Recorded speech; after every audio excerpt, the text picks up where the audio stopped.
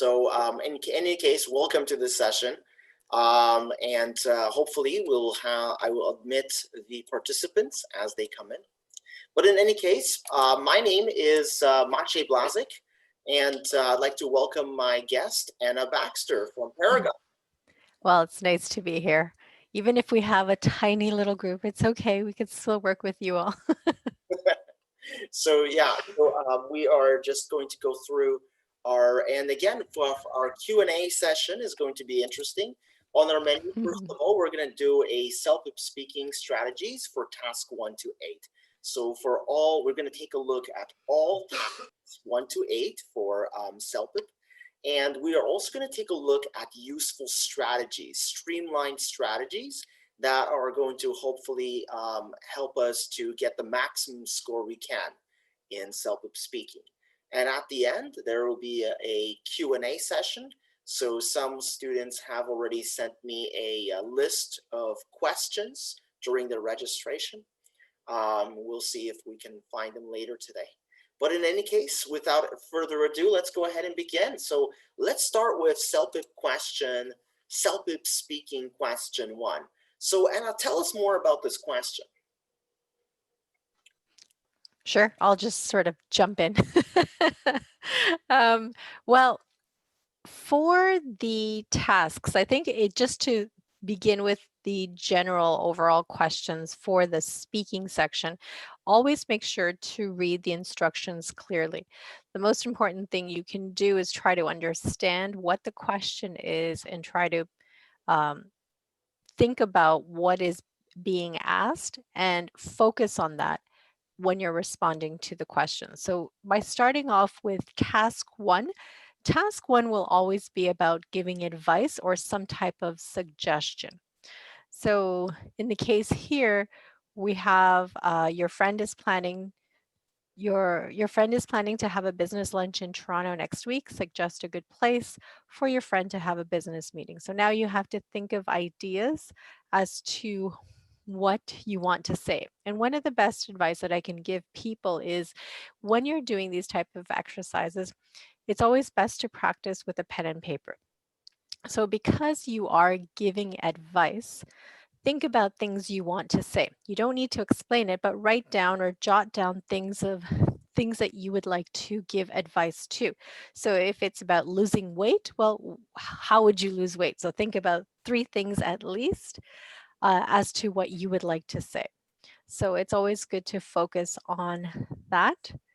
And I know you have a little bit more information, so I'm going to stop for now and then I'll add in any other information that I can. And Anna, please feel free to jump in as the CELPIP expert from Paragon and just help fill in any sort of details here. So I usually tell my candidates, first of all, you only have 30 seconds to really plan for this, and taking notes can be practical at this moment. But for me, the big question would be, what kind of place, right? I just sort of generalize and simplify the question.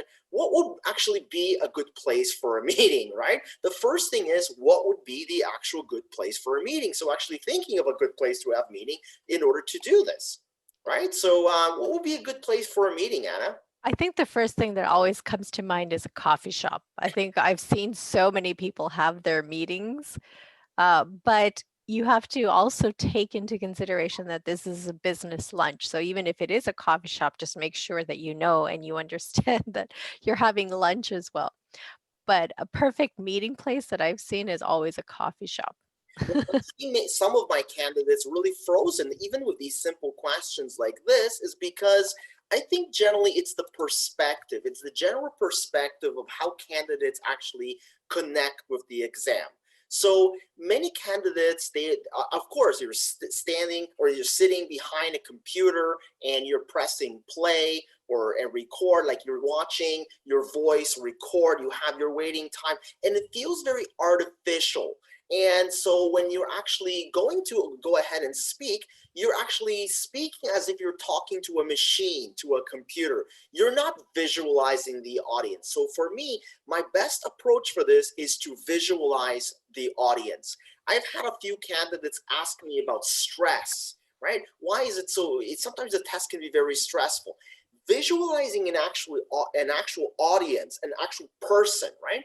Thinking that you're going to actually talk to a human being and not just talk to a robot actually reduces your stress and makes your content much better. So for example, if I had to discuss this question here, if I had to, for example, talk about, a good place that I would want to visit, I would want to think about my circumstances. Maybe it's COVID right now. There are not many places for a business meeting. Maybe I could think of a creative place. Let's go to a park.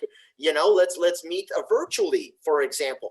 There are ways to go around it, but if you're visualizing that human component, not only will your tone be better, your language will sound smoother, but you'll actually come up with a better context. And this is a theme that I want to sort of promote throughout this session, that thinking of a clear audience, visualizing the audience is a big key for this task. Yes, especially, I mean, there are quite a few tasks where you need to talk to someone. So by doing, for example, what you're suggesting is a great idea, because you need to make it sound natural, just like you're having a regular conversation with somebody in front of you. You need to imagine that in order to respond to these questions. Yeah, thank you. We're moving on here. Let's take a look at section 2. So question 2, talking about a personal experience. Anything you can tell us about that, Anna? Well, I know you have ideas already. I just want to jump into some of the information you're going to be giving, but I think for general things that I can help out with is to be able to record yourself. Here in this task, you're telling about a personal experience. So if you're able, and I'm sure many people have their smartphones, their devices where they can record themselves. If you are able, respond and record yourself. That way you can time yourself, you can hear yourself to make sure you're not responding with a lot of interjections. So like, oh, I mean, sometimes when we are speaking naturally, we'll use them from time to time, but we can't be overdoing it, because when you're responding, that may reflect on your response. So just be aware of those things. Okay, that's perfect, right? Recording yourself, listening to yourself, auto correction, and again, I that's a wonderful tip for all kind of speaking tasks. Really, recording yourself and picking up. But for me, for example, first of all, pick a good context. Again, naturally pick a context. Simplify the question in a sense when you're planning, and really think of a good context. By the way, this experience may or may not be real. This is an important point, because if you sometimes when you make up a story, right, when you're making up a story, it actually sounds better because you're accessing vocabulary that you are currently aware of. But generally speaking, be aware that this is a story. So you are going to need to tell this story in past tense, in correct past tense. And it's not about how many events you can talk about, because some candidates will talk about so many different events. And again, this happened, next this happened, next this happened. And what happens is the grammar is simple, the sentence structure is simple and repetitive, and there are not a lot of details, not a lot of storytelling, right? And the other thing I'm going to say here is, don't forget to answer all the sub-questions. So there is a clear question here, and it has sub-questions. So if you want to be able to score high in this task, you have to answer all of the 3 subheadings, sub-questions as well, because you actually get scored lower if you miss one of those questions. So basically, make sure you address all of those sub-questions as well, in addition to extending in past tense. Anything you want to add on that? Yes. If you can go back one slide. Sure. Okay. Now, one of the things that usually they tend to do, apart from giving you the actual questions or the responses that we need to see. So one is, what is the situation? Why did you change your mind? What was the result? So we definitely need to respond to those questions. But then usually after that, they'll give you some suggestion. For example, they'll say, think about a time, when you were at a party, for example, or when you went on a trip.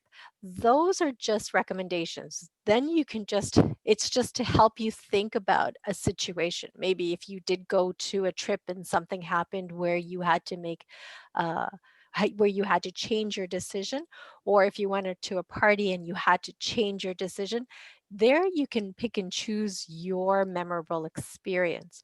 But they'll usually give you some additional information just to help you start thinking about an event that may have occurred. If it is something that happened to you, usually that helps. If it didn't happen to you directly, that's okay. Maybe it happened to your friend or to your brother, to your sister, to a family member. That's okay too, but just make it seem like it's your story. Because in the end, the rater doesn't know anything about you. They don't know if this story is true, not true, so it doesn't really matter. As long as it's logical, as long as you're talking about one event and you're giving us the detail about the event as to what happened, what the situation was, what made you change your mind, and what the result was, that's all we need. So good.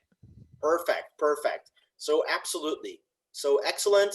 So actually, when I first saw this question as an instructor, coming from an IELTS background, and I was looking at these pictures. There's a lot of pictures in CELPIP for listening, Yeah. writing, and it looks so innocent and looks so easy. But as I've seen candidates and many of my students tackle this task, they actually find it very, very difficult.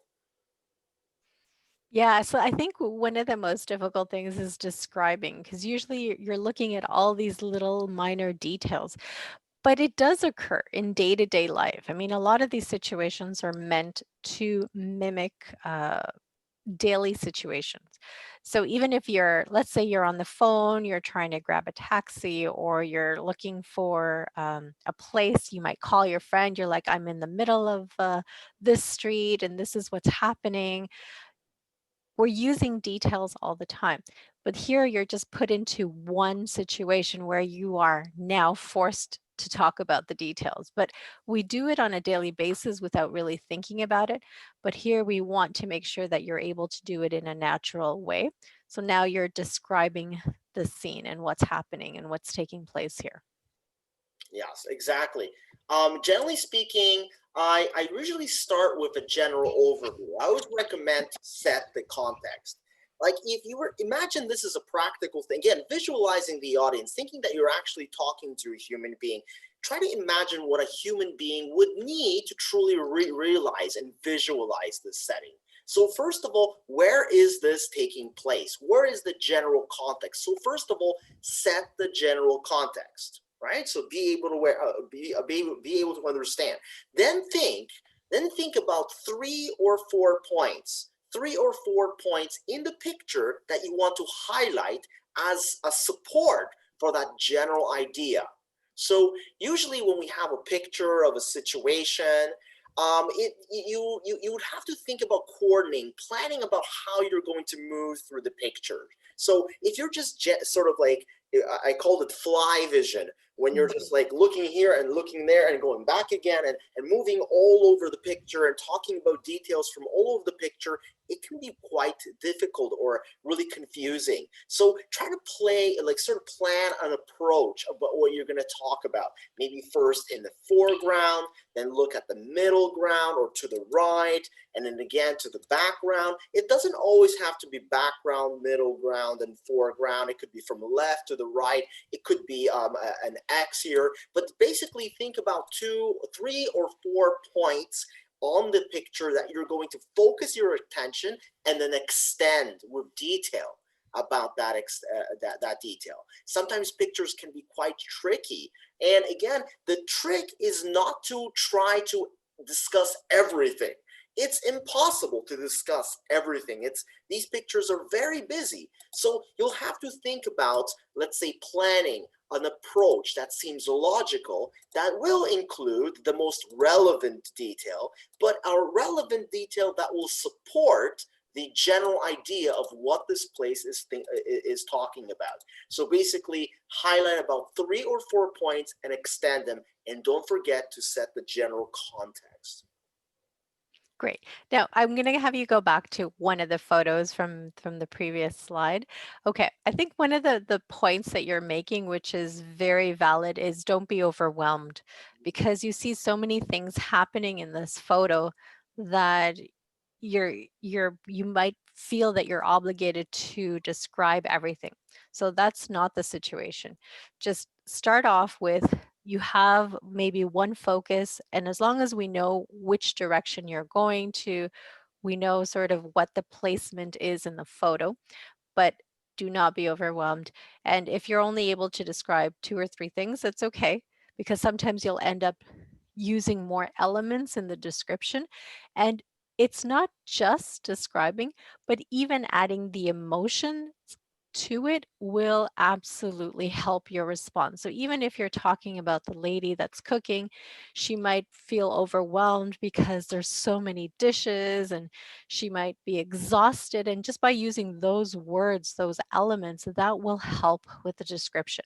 So you can definitely add emotions to it and not just be describing everything. That is really fascinating, describing the emotions of the character. That sounds interesting. That's wonderful. Thank you for sharing that. That's absolutely a point I'm going to be sharing with my students in the future. That's an excellent point. And again, a way to extend the detail and talk Yeah, about the situations. that's right. Part four, making predictions. The future. Of future, right? The future is bright.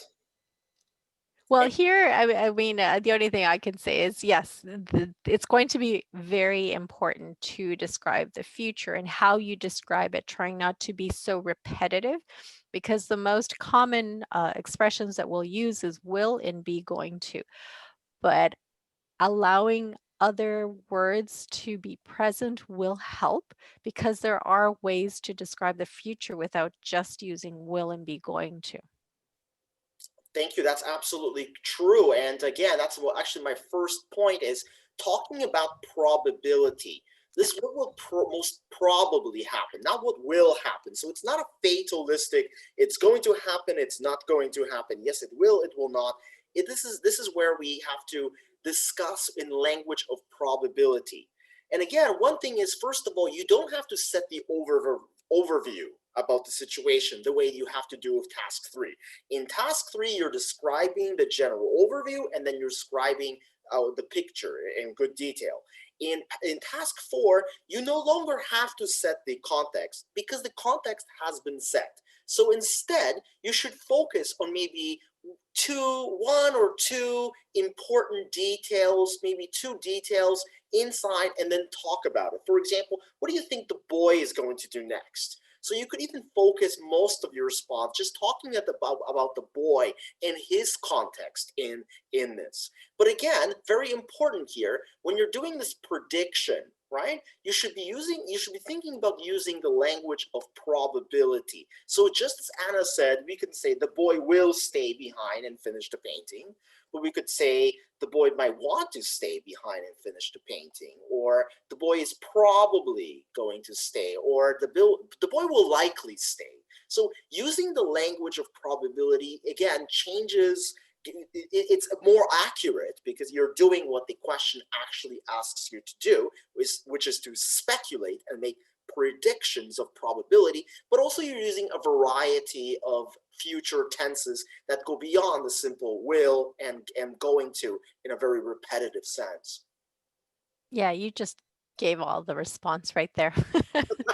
But I think one of the things here that's important to mention, apart from all the expressions that you're using for the future, is try not to describe as much because sometimes we tend to go back into the boy with the green pants that's standing up is going to do this next. But making sure that we already know that you've already described it before. So now just think about what's going to happen next.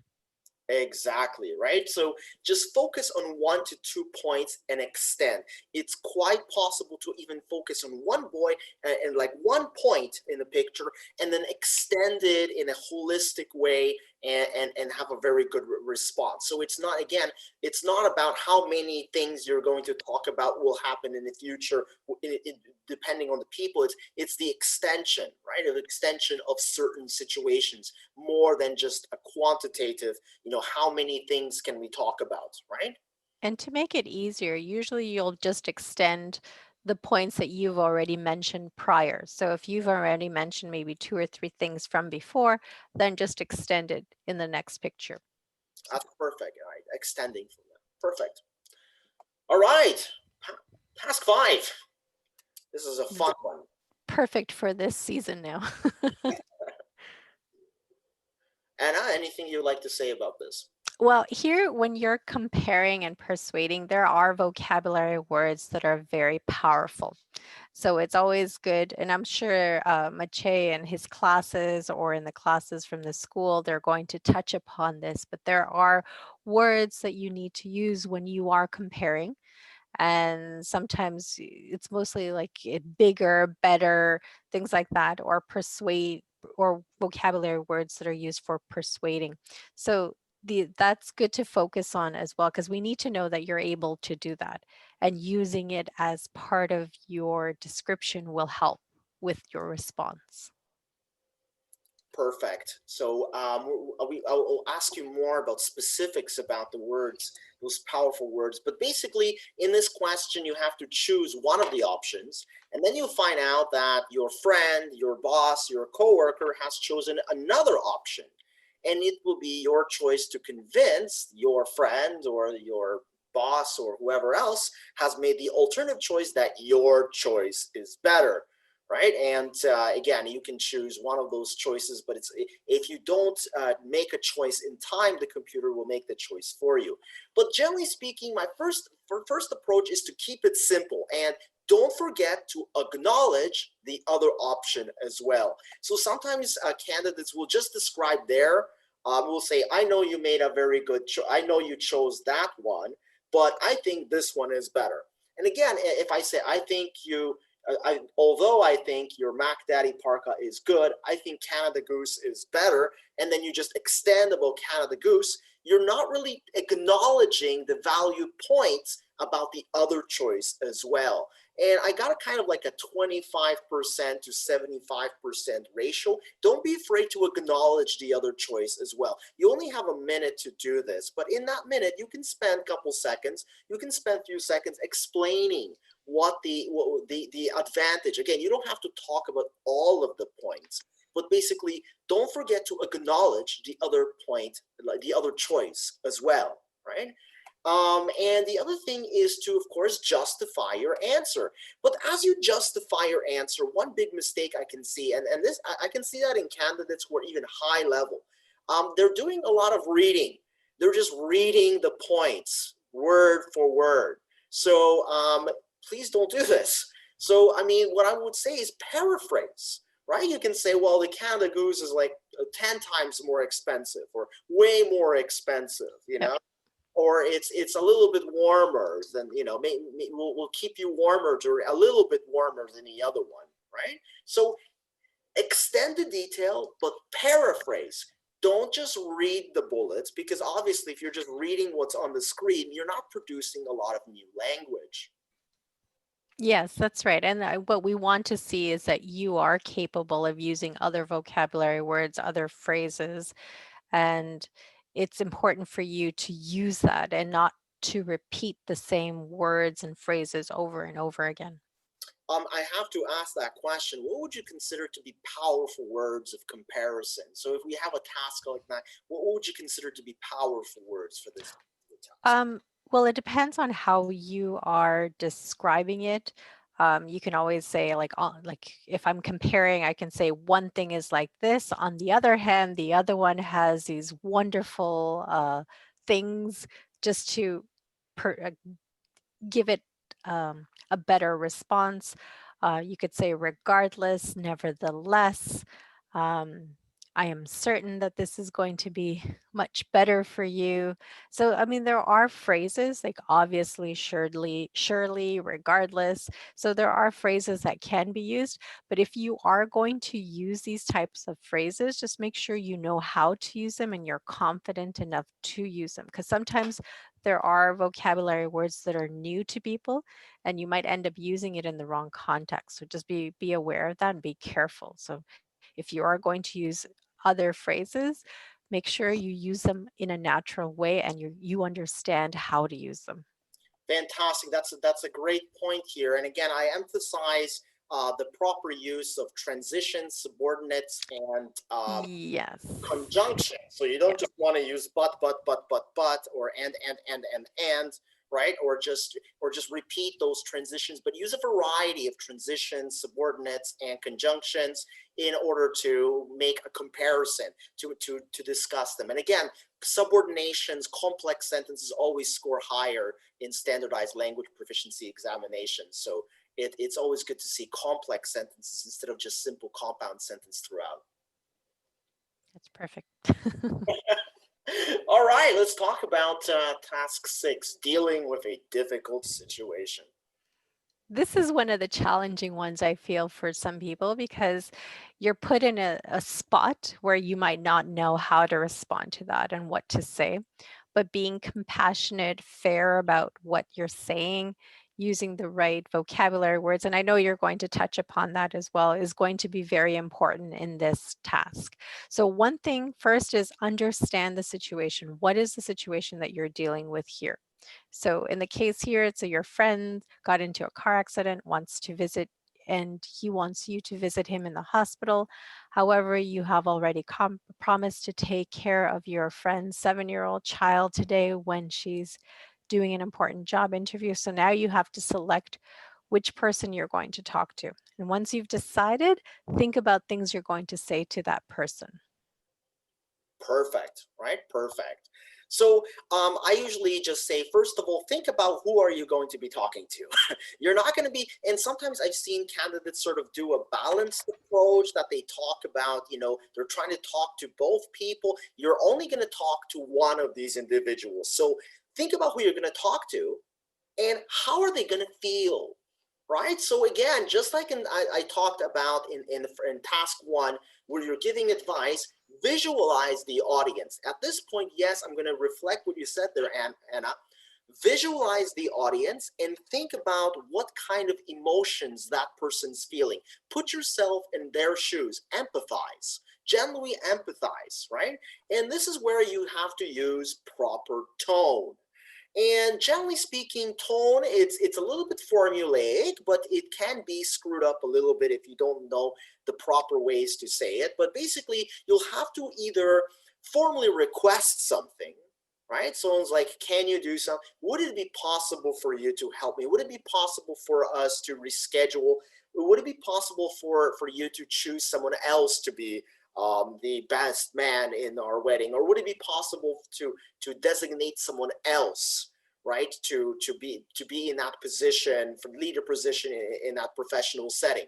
Or it could be a denial, saying no to someone, and saying no to someone is not easy, right? Especially if they're your friend or they're your boss, which is usually the setting in that particular task. So think about how you would formally or politely say yes or no, right? So the key here is visualize the audience, empathize with the person, and speak to them as naturally as you can, but be aware that you don't want to be crude here or harsh. Even if this is your friend, we're not even talking about formal or informal language. We're talking about language which is polite and softer in tone, rather than as harsh as like, Anna, I'm not going to your wedding, right? I'm not going. Well, that happened 5 years ago, so I'm Yeah, okay. yeah. You But listen. I'm no, really sorry. I have this thing at work, but I'm that was afraid I'm not perfect. able Yes. to attend your wedding. A lot softer in tone, even though you're speaking to a friend. Yeah, the tone I think is going to be the most important thing here because we need to know that we need to hear that you're being compassionate, empathetic about what you're saying. Because if you just sound monotonous, if it's just one tone where it's just like, oh, I'm sorry to hear that you were in an accident, and I just wanted to say that I'm not going to be able to go to the hospital. You can't be like that. You need to show it. It needs to sound real. It's like, oh, I'm so sorry about what happened to you last night. I hope everything is okay. So we need to have sort of that tone there. So yeah, what Yeah, you said was perfect. So I mean, the best way to increase your tone and the and general intonation, yes, intonation as well. nuances, chunking in the language. The intonation there is really visualize the audience, right? Visualize the audience and just try to think empathetically, right? And using the right vocabulary word choice is going to be important here as well. Yes. Good. Perfect. All right. Task 7. Another challenging one.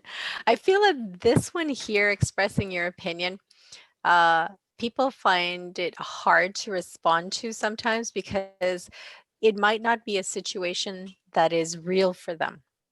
Mm, So sometimes it might be talking about marriage or about children. And I've had people say, well, I'm not married. Well, I don't have kids. So why am I responding to this? So again, you need to put yourself into a situation, and the response that you give doesn't have to be something that you actually believe in, but we need to know if it's yes or no, if it's true or false, but we need to have you choose a side. So, right. in the case here, do you think it's a good idea for parents to live with their children after their children get married? Whether you believe this or not, it doesn't matter. But there is no wrong or right answer here. So, we just need you to pick a side Yeah. and try to respond with as many detailed information as possible. And again, like to add, Anna, that absolutely yes, empathy and thinking about how you who like thinking about another person and just visualizing an audience. This is an important thing throughout the entire CELPIP test. Mind you that. But in this task, there is one wrong answer. There are no. If it's not a yes or no answer, then it could be a wrong answer. For example, it depends on the situation answer would Mhm. not be a successful answer. Again, I'm That emphasizing would be the wrong answer that to would be say the it wrong depends. answer. So, and again, for some of us, when we're asked opinions like this, some of us like to be a little play smart, or just like, well, it really depends on who your age group, or it really depends on your culture. Right. For a question like this, right? It could be dependent on many different factors such as culture, tradition, but in this case, no.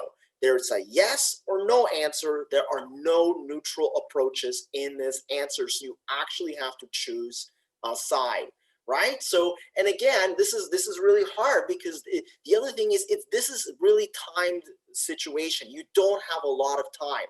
So for this particular task, I do suggest that you choose a side. And this is one circumstances that I do really emphasize. You should be brainstorming with pen and paper. And at this point, you should be thinking and planning at least 2, 3 points. I usually say brainstorm about 3 points here to prove your point. Yes, I agree because of 1, 2, 3. So just think about those 3 points, because you don't want to run out of time or actually not have enough to say. So in that span of 1 minute, you want to be able to cohesively speak about these things, about your opinion, without repeating yourself. Again, it doesn't mean that you have to talk about all 3 points. So if you're running out of time after 2 points, it means you did a good job extending, right? So just complete it, and that's what I think about it, and that's it. Don't worry about squeezing that last third point in the final 5 seconds of your response. Create a cohesive response, but do brainstorm at least 3 points, just in case if you talked about those 2 points and they were just not enough and you still have 20 seconds left on the clock, you still have that third point to extend a little bit further and give yourself those extra marks. And also, when you are choosing one side, make sure you have enough reasons for that side, because sometimes you might respond, but it might be more of a personal response. So if I say no, they shouldn't be living with their parents, and that's my opinion. But Right. then I only have one reason as to why I think that's true. But then I can think of 3 reasons for the opposite response. Even though I don't believe it, then I would go with the other response, because you need to find as many reasons and explain each reason in detail to have a better response. So again, it really doesn't matter whether you personally believe it or not, but choose something that you can respond to with more answers.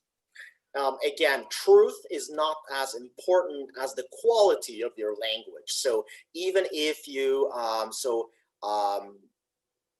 basically, so even if you it's not about how many ideas you're talking about, it's how you extend them. So it's not always important. It's not important to always tell the truth.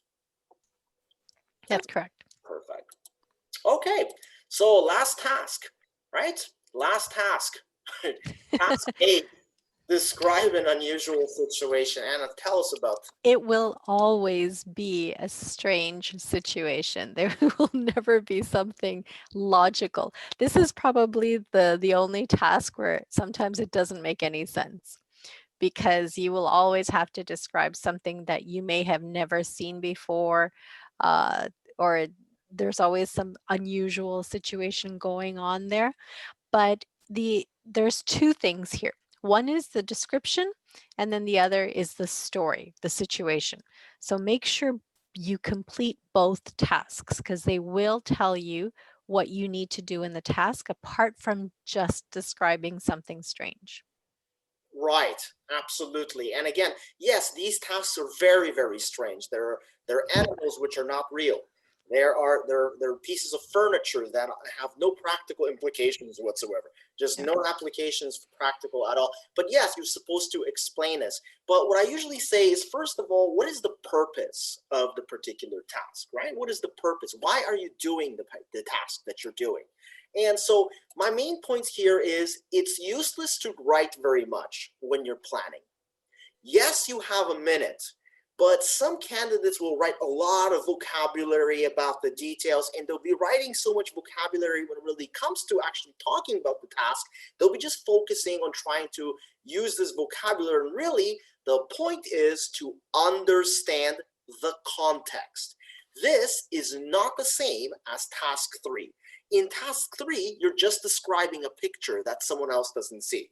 But in this task, you're actually doing something more than describing. You're describing for a particular reason, right? So in this one, right, in this particular task, when we're thinking about what the context is to solve a particular problem, to invite someone, right? So basically, when you're when you're planning, mentally try to understand the context, choose the context, and prepare yourself to actually be speaking to someone and convince them for this particular task, to complete this particular task.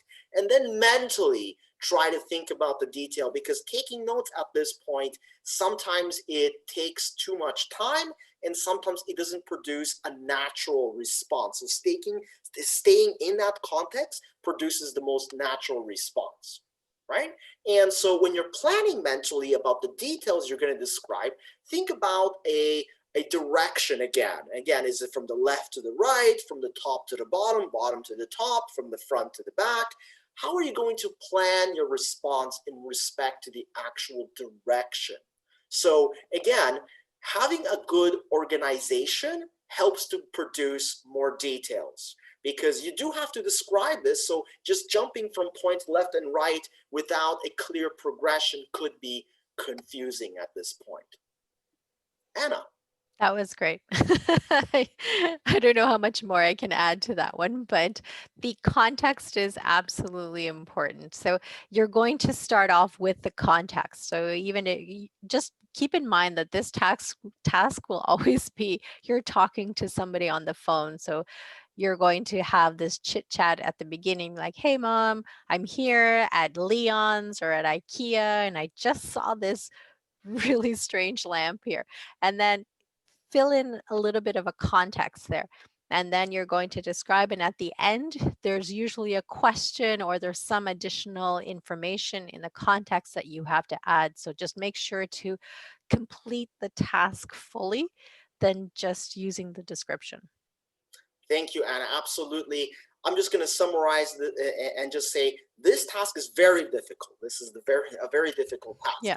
But basically, think about context first.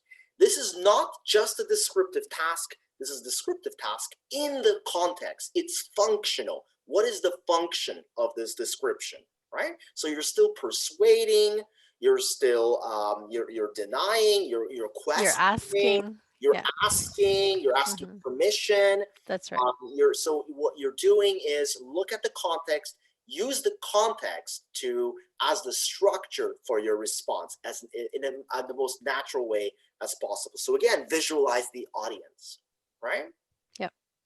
So we pretty much came to the end of our short webinar. So we talked about all 8 tasks and some of the common sort of techniques to get the maximum score. And again, I think one of the major questions, I'm going to open this up to Anna, and I have some more questions here, which is really good. I'm glad I have some more questions. But I have 2 questions which are I sort of connected. I think we answered a lot of the questions that were sent to us. But a question that keeps always coming is, how can I get feedback and a score on my speaking practice test? So many of my candidates, they've been trying the online CELPIP materials, which are wonderful. The CELPIP practice tests are great, and I love that we have online CELPIP tests that really basically replicate everything on the screen in the same way that you're going to see in the real test. But again, the feedback, you can get feedback from your listening and from your reading because it's a quantitative multiple choice type test. But for writing and speaking in general, there are not a lot of opportunities out there for students to get feedback on how are they doing. Any suggestions there? Well, I mean, the best way to get feedback obviously is either if you're in a classroom setting or if you have an instructor or you're taking tutoring classes, it's a great way to get feedback. But if you're not in that situation where, or you're unable to go to a classroom for whichever reason, record yourself, because if you do record yourself, you can play it back, you can pinpoint what information is there. But sometimes, even if you do record yourself, you might not realize what you're doing wrong. So, in that case, I would have either a friend who has a better English level or is a native speaker just to listen to it. Because if you listen to the recording, you should be able to understand it without even having the question there. They should understand all the information without knowing what was the question that they asked you. They should understand it by listening to your response. Mhm. So if you have a good organized response, then you know that you've probably accomplished everything. But if the other person is confused, or if you're confused when you're listening to it, there's maybe either too many interjections, pauses, hesitations, or there's too many words that you're repeating all the time, or you're not really responding fully to the questions, then you realize certain elements that need to be improved. Usually with speaking, it's probably one of the toughest because you do need somebody else to help you to evaluate you. But if you don't or you don't have that opportunity, then that would be one of the things that you can do.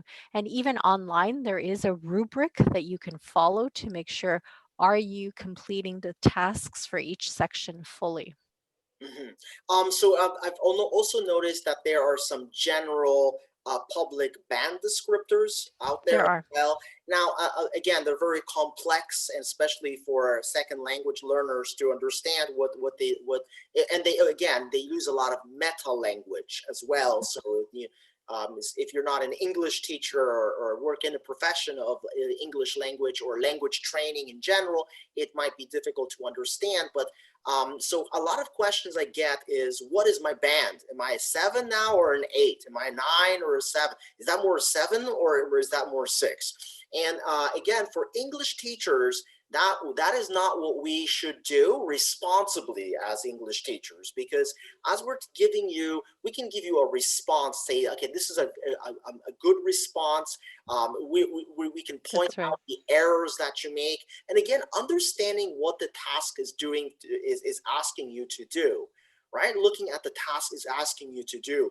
That's actually the best way to understand what it is that you're supposed to accomplish. What are you supposed to accomplish, and are you accomplishing this? Did you describe it? Did you convince accurately? Did you sound convincing? Right? Sound convincing. Was your grammar mostly simple? Was it more complex? And again, one way for you can do this also is look at the sample tasks, sample tests. And for many of the simple sample tests that you can find online from Paragon, you can see sample responses. And you can hear those sample responses, and you can sort of gauge there how you're doing generally compared to those general responses. But so anything you'd like to say about that, Anna? Yes, there is a section. If you do go to CELPIP.ca, there will be a section that says test scores, and there's going to be in you'll have to scroll down, but there will be a part that says CELPIP score comparison chart. And that also gives you some sample responses for the speaking and the writing sections, and they give you sample responses for every band score. Whether it's 1, 2, 5, 7, 12, they'll give you a sample response. So that will also give you some type of indication as to where you might be or where you're lacking. So, I mean, it's harder if you're doing it, if you're trying to evaluate yourself, but at least it'll give you some indication as to how the response was supposed to be done. And even in the tests, the sample tests, they'll also give you additional sample responses there as well.